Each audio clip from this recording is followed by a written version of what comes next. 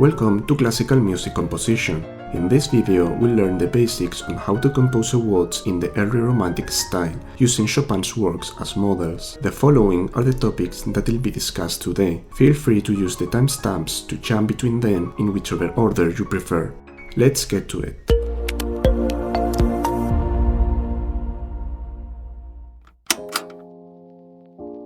Just like Mozart before him, Chopin was an accomplished dancer who was also accustomed to play in balls and other social events. However, his waltzes are to be regarded as highly stylized and sophisticated versions compared to those from the ballroom. Unlike orchestral waltzes, which were meant to be danced to in public, piano waltzes were composed for private use only, and not all were equally suitable for dancing.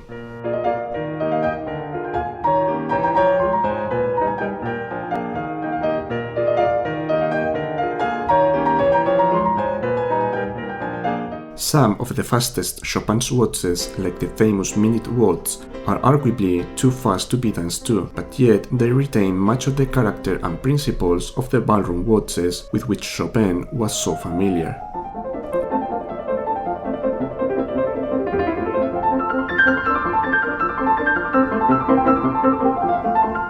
Slower waltzes, on the other hand, tend to present a more singable character, often in dialogue with the nocturne style, and more complexity in terms of phrasing and harmonic progressions.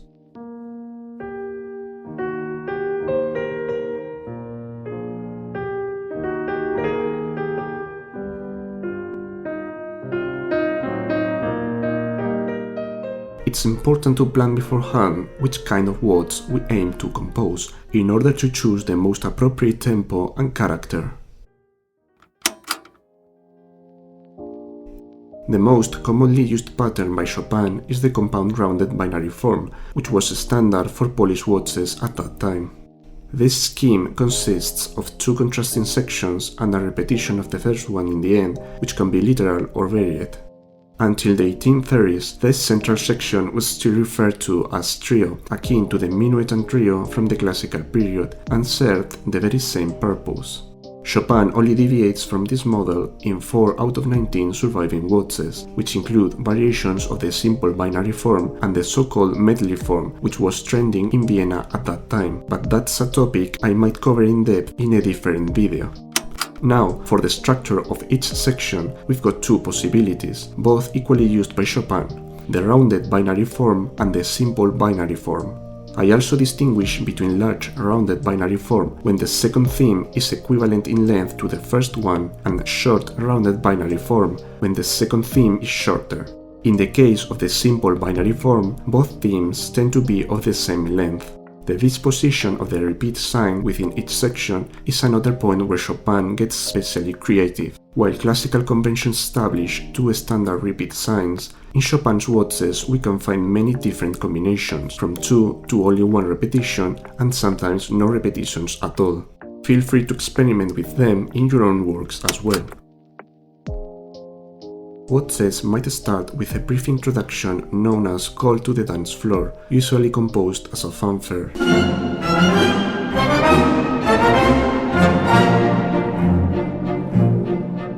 For practical reasons, introductions were common for ballroom waltzes, but Chopin only included them consistently in those that ended up being published, except for the waltzes Opus 64 No. 2 and 3. For the rest of Chopin's waltzes, most composed before moving to France, introductions are to be regarded as merely optional.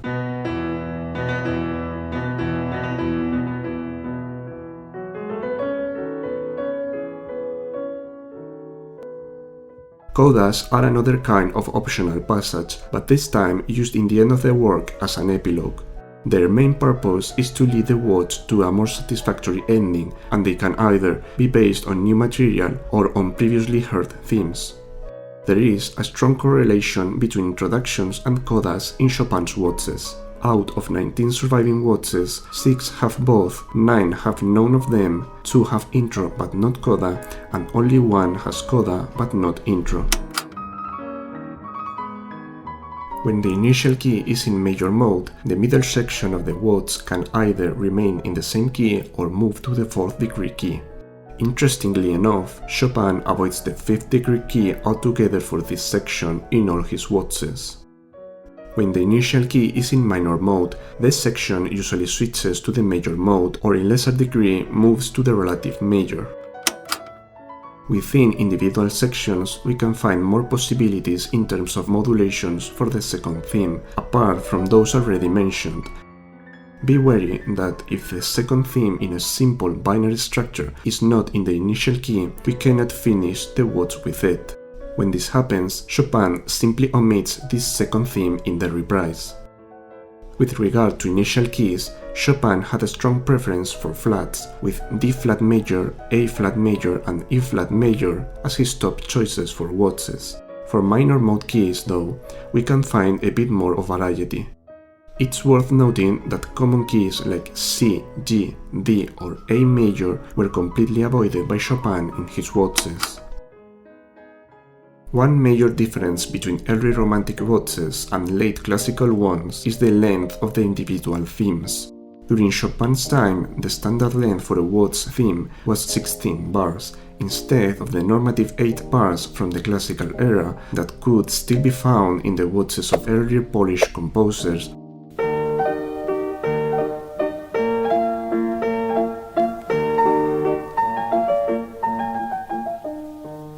The most common formal structure in Chopin's waltzes themes is the compound period. In the compound period, we have an 8 bars long first theme, usually a sentence, which ends either with a half cadence, an imperfect authentic cadence, or what we call an undermined perfect authentic cadence, which is when the conclusive effect of a perfect authentic cadence is undermined by different rhetoric procedures.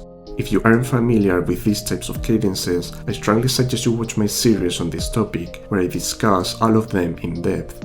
In the second half of the compound period, we have a literal or varied repetition of the previous theme, but this time ending with a strong, conclusive, perfect authentic cadence.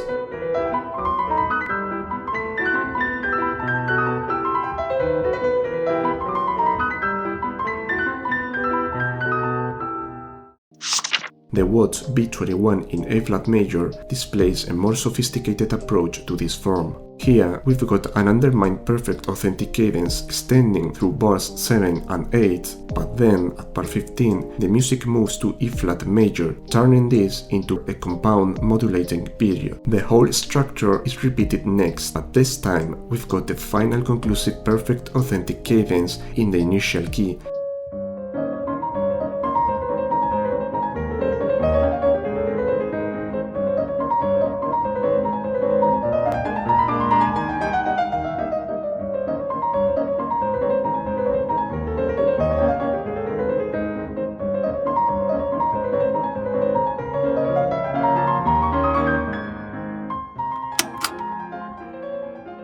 Voicing, more than anything else, is what makes Chopin sound like Chopin. Three key elements of his melodic style are appoggiaturas, chromatic passing tones, and phrase overlap. Appoggiaturas are non-chord tones that sound on the strong beat and resolve by stepwise motion. In Chopin, they serve two main purposes, as a way to create forward momentum and as an expressive device related to the operistic pianto topic, which means crying in Italian.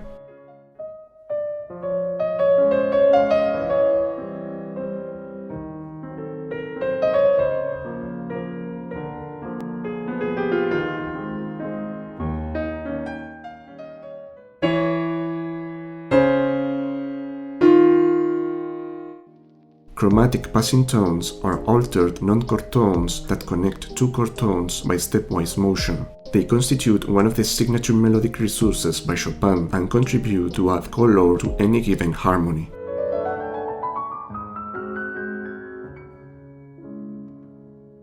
Phrase overlap is a sophisticated technique used by Chopin to blend the boundaries between phrases. In this example from the Opus 69 No. 2, the first phrase ends on the first beat of bar 9, but the second phrase starts with the upbeat of the previous bar. This creates a kind of no man's land in between that blurs the transition between phrases.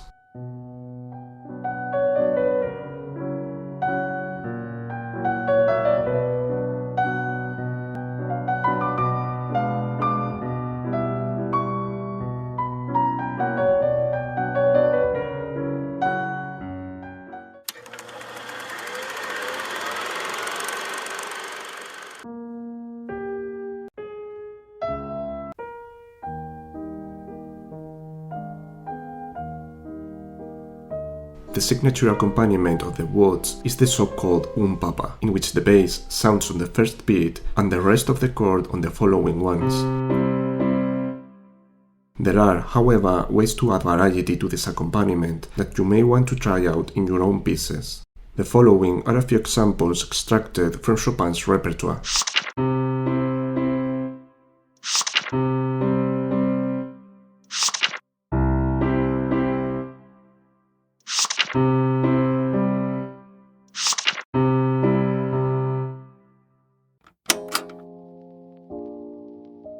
Just like in most of Chopin's waltzes, I'll stick to the compound rounded binary form, with two main sections and a reprise of the first one in the end. For the first section, I'll go for the simple binary form, juxtaposing two contrasting themes. Instead of repeating each one of them individually, I'll include a repeat sign in the end and make them sound again one after the other, which is a procedure Chopin only used once in his Opus 34 No. 1. The initial key, D-flat major, will be kept all along, but in order to make things a bit more interesting, I'll finish the first theme with a brief modulation to the 5th degree, A-flat major. Thus, my first theme is going to be what we could call a compound modulation period, with an imperfect authentic cadence at bar 8 and a perfect authentic cadence in the 5th degree at bar 16.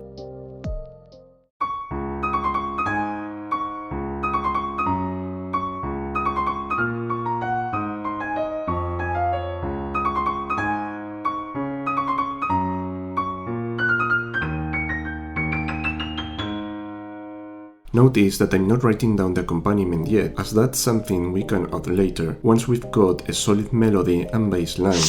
The second theme is set as a normative compound period, with a half cadence at bar 8 and a perfect authentic cadence at bar 16. The character, however, is much more lyrical and dramatic. Notice my extensive use of the appoggiatura and chromatic passing tones all along.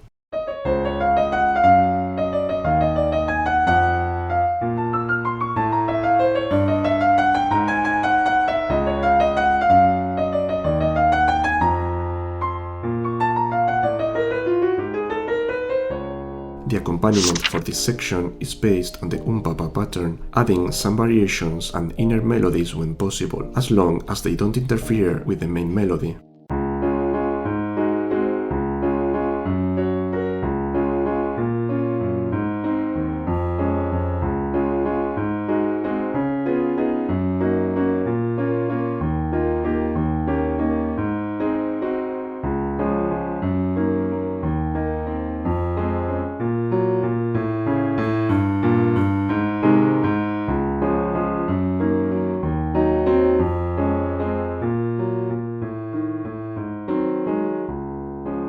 The second section, which serves as trio, is a rounded binary form, in which I'll repeat both themes individually and then make the reprise sound only once. The first theme of the second section is another compound period, with a half cadence at bar 8 and a perfect authentic cadence at bar 16, but this time we've moved to G-flat major, which is the 4th degree of the initial key.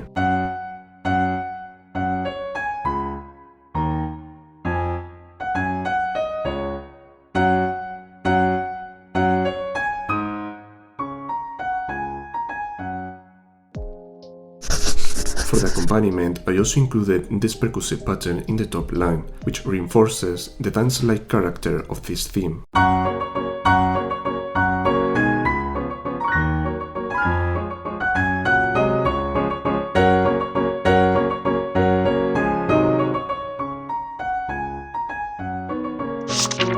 The second theme, which is very lyrical in contrast, is a compound anti-period with an imperfect authentic cadence at bar 7 and a final half cadence at bar 16. Notice how the theme starts on dominant harmony and just alternates between 1st and 5th degree.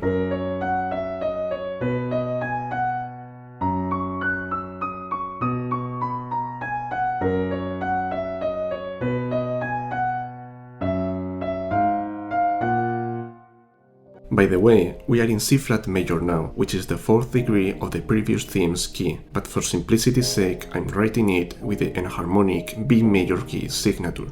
As optional features, I'm adding a brief introduction at the beginning and also a retransitional passage at the end of the central section, in order to modulate back to the initial key.